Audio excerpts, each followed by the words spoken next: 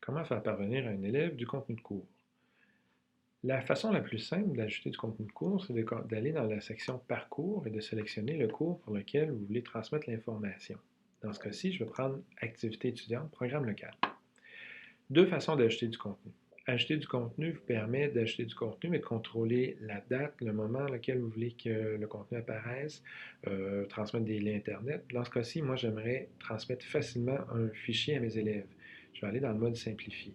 La date n'est pas très importante étant donné que le contenu sera diffusé immédiatement. Dans le mode simplifié, tout ce qu'il vous reste à faire, c'est de donner un titre. Dans ce cas-ci, par exemple, je vais mettre exercice de révision.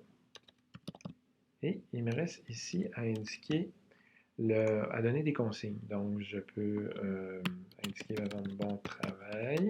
Je peux ajouter du gras, souligner. Je peux changer la taille de mes caractères. Et, chose très importante, c'est il faut cocher ajouter un fichier à ce contenu de cours. En cochant ceci, ça me permettra d'ajouter un fichier. L'ajout de fichier doit passer absolument par le porte-document du pluriportail. Donc, souvent, vous allez devoir travailler en deux étapes. La première étape sera de sélectionner les fichiers qui vous intéressent.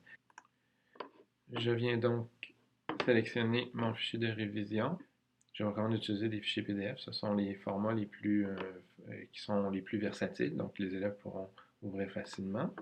Et très important ici, particularité du pluriportail. Nous avons demandé des rectifications, nous allons travailler avec. Le fichier sélectionné, vous devez le téléverser, c'est-à-dire le transférer. Et ici, présentement, dans mon porte-document, j'ai différents fichiers. Le fichier que vous devez utiliser doit être sélectionné et vous joignez le fichier à votre information.